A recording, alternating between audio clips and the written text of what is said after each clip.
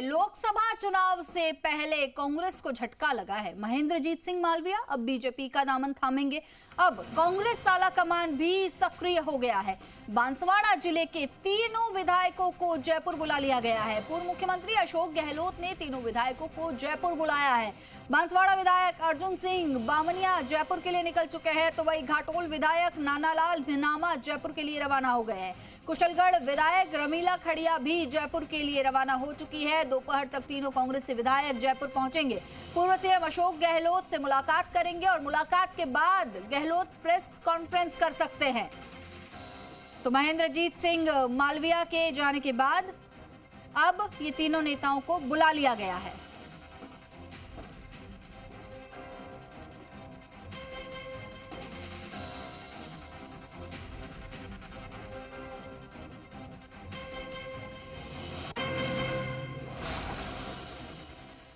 और चलिए इस खबर पर हमारे सहयोगी शशि मोहन शर्मा हमारे साथ लाइव जुड़ चुके हैं।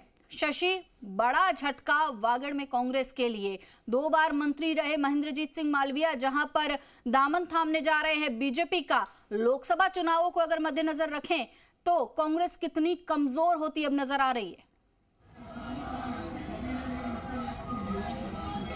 देखिए, मालवीय का जाना कांग्रेस के लिए झटका है, इसमें कोई दो राय नहीं है। लेकिन क्या मालवीय के साथ में दूसरे लोग भी जा सकते हैं? क्या जाने वाले हैं? सवाल ये है। और क्या इसीलिए पूर्व मुख्यमंत्री अशोक गहलोत सक्रिय हुए हैं? हालांकि अशोक गहलोत के दफ्तर की तरफ से प्रेस कॉन्फ्रेंस जैसी बात अभी नहीं आ रही है, लेकिन ये ज़रूर है कि रमीला खड़िया, नानालाल निनामा और अर्जुन सिंह बामनिया को बुलाया है अशोक गहलोत ने। जयपुर में मुलाकात करेंगे। हो सकता है पीसीसी चीफ गोविंद डोटासरा से भी उनकी बातचीत हो जाए। लेकिन गहलोत के अलावा सीपी जोशी, जो पूर्व विधानसभा अध्यक्ष रहे हैं, और पार्टी के दूसरे नेताओं ने पहले भी महेंद्रजीत सिंह मालवीय से बातचीत करने की कोशिश की, उन्हें समझाने मनाने की कोशिश की। लेकिन मालवीय का कहना था कि उन्होंने बहुत इंतज़ार कर लिया।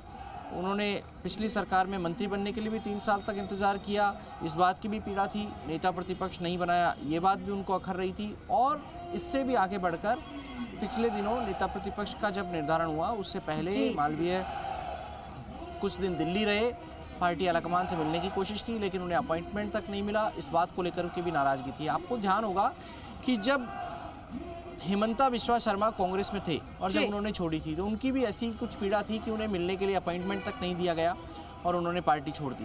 कांग्रेस डैमेज कंट्रोल में लग रही है। उसे लग रहा है कि रमीला खड़िया, अर्जुन बामनिया और नानालाल निनामा कहीं ना जाएं।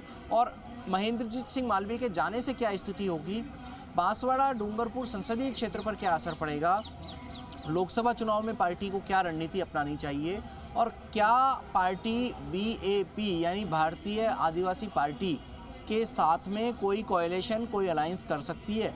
महेंद्रजीत सिंह मालवीय अगर बीजेपी में जा रहे हैं तो उनकी सदस्यता अपने आप विधानसभा की खत्म हो जाएगी। ऐसी सूरत में संभव है उन्हें लोकसभा से चुनाव लड़ाने के लिए टिकट दे बीजेपी। लेकिन मालवीय बड़ा नाम है, कांग्रेस से भी उनका नाम चल रहा था लोकसभा टिकट में, उनके परिवार के किसी सदस्य को टिकट मिलता। ऐसी सूरत में अब क्या होगा? क्या मालवीय को घेरने के लिए कांग्रेस खुद का क्लेम छोड़कर बीएपी के किसी कैंडिडेट को उतार सकती है, जिससे आदिवासी वोट और कांग्रेस के जो ट्रेडिशनल वोट हैं दोनों को एक जगह डला करके मालवीय को घेरा जा सके? ये सवाल उठता है। और हो सकता है कांग्रेस इस स्ट्रेटजी पर काम करे, लेकिन ये अभी भविष्य के घर में है।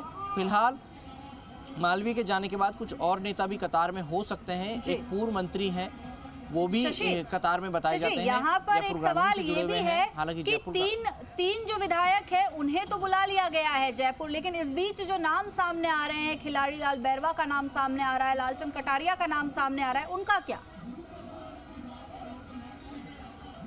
देखिए, खिलाड़ी लाल बैरवा, लालचंद कटारिया, रमेश मीणा का नाम सामने आ रहा है। लेकिन रमेश मीणा तो खुद चुनाव हार चुके हैं और पार्टी खुद उन्हें घेरना चाहती थी। हालांकि वो अभी तक इस मामले पे चुप हैं। लालचंद कटारिया भी मीडिया से दूरी बनाए हुए हैं, लेकिन उनके करीबी लोग ये कहते हैं कि वो बीजेपी से संपर्क में है, लेकिन जाने का मानस अभी तक उन्होंने नहीं बनाया है।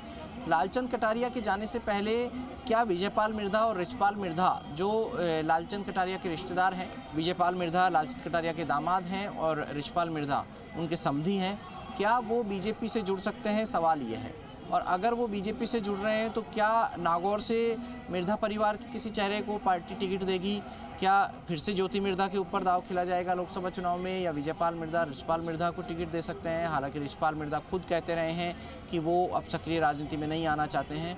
लेकिन लालचंद कटारिया ने विधानसभा चुनाव नहीं लड़ा, कांग्रेस पार्टी उन्हें टिकट देना चाहती थी। उन्होंने विधानसभा चुनाव से काफ़ी समय पहले मना कर दिया था कि वे चुनाव नहीं लड़ेंगे, पार्टी से टिकट नहीं चाहते हैं वो, और लगभग उनकी निष्क्रियता जैसी स्थिति रही।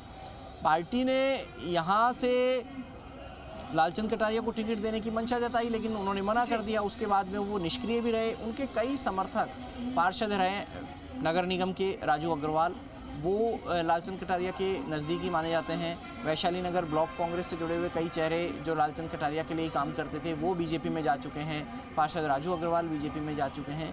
सवाल ये उठता है कि क्या लालचंद कटारिया मिर्धा परिवार के जाने का इंतजार कर रहे हैं? क्योंकि लालचंद कटारिया सीपी जोशी के यसमैन कहे जाते हैं, और सीपी जोशी अगर महेंद्रजीत सिंह मालवीय को समझा रहे हैं तो लालचंद कटारिया को नहीं समझाएंगे, ऐसा हो नहीं सकता।